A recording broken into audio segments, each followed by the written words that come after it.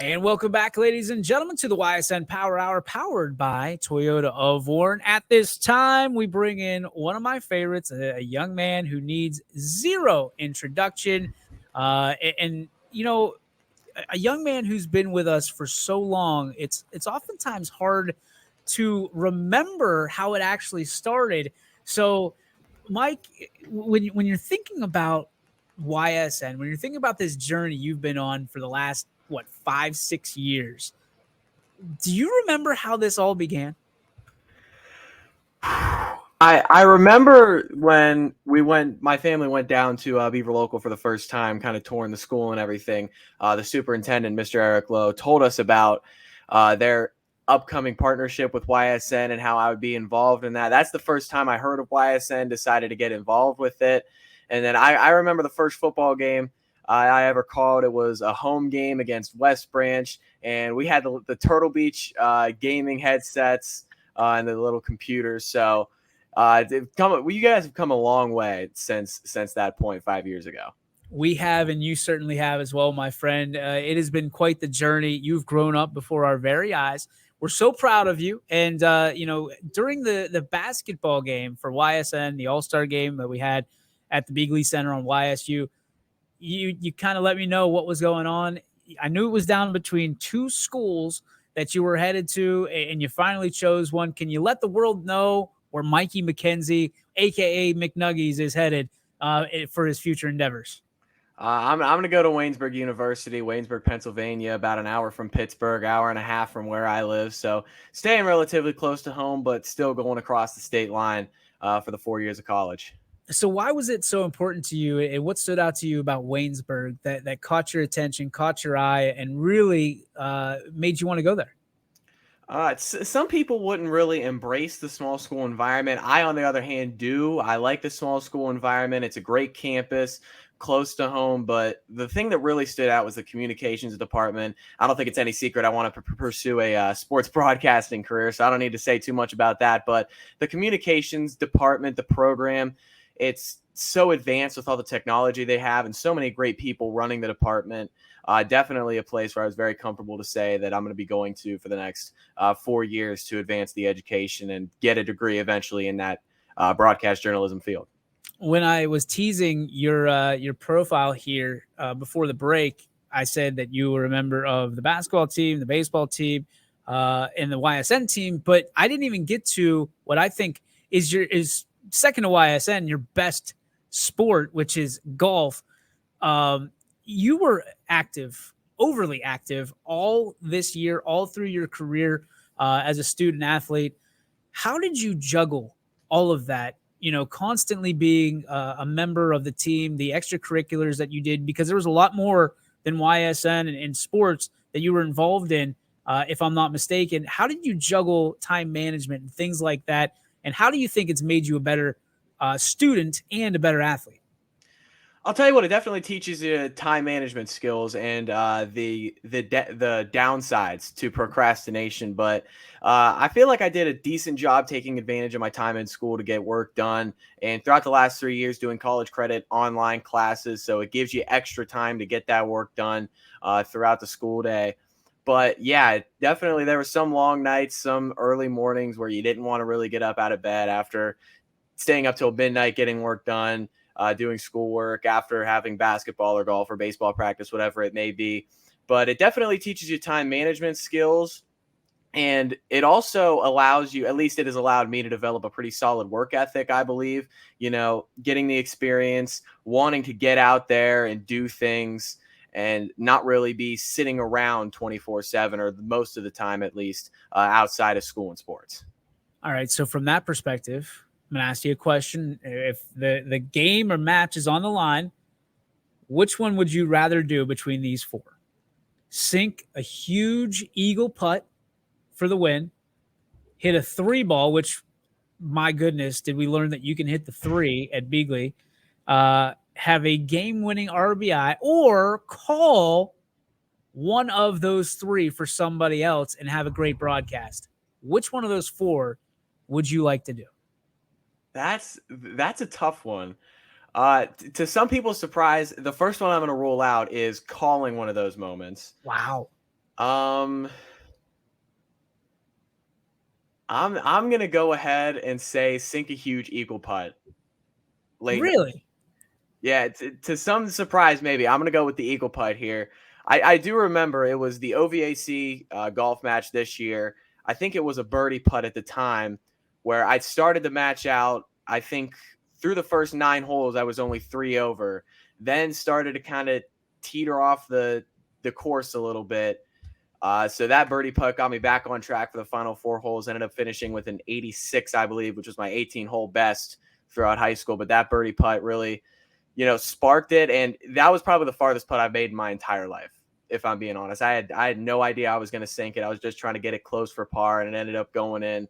And I think that feeling is honestly unmatched, because putting is definitely not one of the strong suits of my golf game. So I'm gonna go with the eagle putt. What is the strongest suit of your golf game? I'd probably say it's either the tee box or the irons. One of those two. Okay. What about your basketball game? What's the strongest part of your game? Shooting. I think that was on display a little bit at Beagley, but yeah, shooting. That was definitely the forte of my game this year. Definitely not saying that I'm not going to pass the ball. I like to think I'm a pretty willing passer, but definitely shooting is going to be my strong suit when it comes to basketball. And there were definitely some shots this year where I'm like, that I don't know about that one. and none of them went in. I will say that there were no shots where I just chucked it up and they went in. Oh man. What about baseball? What's the golden rule for you? What's your go-to? I'm going to go with the glove. I like to pride myself on defense a little bit, baseball. Last 3 years, actually, I've switched the primary infield position where I played. Sophomore year was a little second base, backing up our senior best player at the time, Ryan Cunningham. Whenever he had to go up on the mound, usually it would be me who steps in and plays second base. So kind of had to spell him a little bit there. Then the next year started out at second base, but ended up a couple of games into the season, moving over to third base, trying to switch up the lineup a little bit. Definitely helped us go on a run in the middle of the season, but third base ended up being the primary there. And then this year, no real set infield positions, so no other place left to go but shortstop. So that's what we're playing this year. Little Derek Jeter in you this year, huh? Little senior? Little bit. The infield utility player. I definitely think Clint Hurdle would like me. Love you. He'd love you. You're a true bucko, my friend. All right, I guess I can't finish this question without asking you, what is the best part of your broadcasting game? What do you feel you bring to the table better than anybody else? I definitely say something I bring to the table that isn't necessarily a strong suit in some aspects is the ability to talk very quickly. Sometimes it helps you, but sometimes it doesn't. And I've come to learn that. I'd probably that's tough. Honestly, I don't want to be one to brag here, but I feel like there's a lot of things that I do decently well when it comes to broadcasting. But I'm gonna go with the ability to build up towards a game or a play, kind of the build up, talking things up, getting to the play, not necessarily the play itself, but building up to that, kind of setting the table for whatever's about to happen. I'm glad you said that, because you are one of the best in the industry of doing that. You are a table setter if I've ever seen one. And not only that, but you deliver the goods whenever the actual whatever happens, a touchdown, a home run call, whatever it may be, you're always delivering. So kudos to you on that. And again, that is what I like to call a 5-tool player, my friend, because you have it all and you're going to be so good, so good, even better than you already are. And you're already a top tier announcer here at YSN. All right, let's talk about plans. You've got these great plans for naturally the rest of your life, but in the short term, what kind of things do you want to go out and experience at Waynesburg? I mean, it's a beautiful campus. It's a beautiful college. Talk to me about the things and your expectations for yourself as you head on to the next level. I'd probably just say getting a lot of experience in the different aspects of the broadcast journalism field, whether it be calling a game or being in the production truck or doing talk shows, being behind the camera, in front of the camera, producing shows, whatever it may be. It seems like there's a lot of things, a lot of opportunities that Waynesburg provides, and I definitely want to take advantage of those as much as possible over the next 4 years. So that's in terms of the near future, the next 4 years, that's what I'm looking to do. Just gain even more experience, take advantage of even more opportunities at Waynesburg. Is there anything in high school that you haven't checked off your list of things that you want to do? I'm gonna say this. I'm not sure. I definitely don't think we're gonna get to this point. So Okay. I'll say this: hitting a home run in a baseball game. I've never been a power hitter. Haven't hit one over the fence yet throughout high school. I don't think it's gonna happen. But that's definitely one that I'm gonna leave not checked off. A bit disappointed that I wasn't able to. That's it? Just hitting a home run? That's pretty good, my friend. Yeah.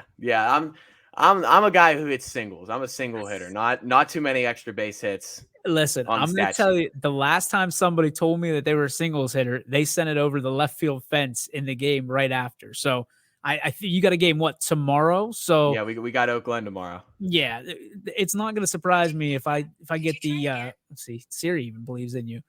It's not going to surprise me if you send one over the left field fence and give me a text on the way home that you hit a dinger. So You might be the only one that's not going to be surprised if that happens. I might surprise myself if I can take one over the fence. well, and the thing is, when you hit a home run, you're not watching it. If you're a true singles hitter, if you're a true contact hitter, you're just running as fast as you can because you think it's a double the whole way, and you'll round second base, and they're going to signal the home run, and you'll be floating around the other 180 feet. So it's going to happen for you, my friend. I'm calling my shot like Babe Ruth. I'm pointing, and it's going to be you, McNuggies, all day long. All right. Before we wrap it up for you, I mean, this has been almost a magical journey, and it feels like in the blink of an eye, you went from being a seventh grader at Beaver Local High School to being a senior on your way to college. For anybody out there who is an aspiring broadcaster who wants to get started but doesn't know how to take the first step or is afraid to take that first step, tell people how you did it and what courage you had to muster up in order to get behind the microphone and get on here at YSN. Get involved. If there's no AV club or anything like that at your school, go up to a principal or a superintendent and ask if you can be kind of the first to spearhead that club for the future.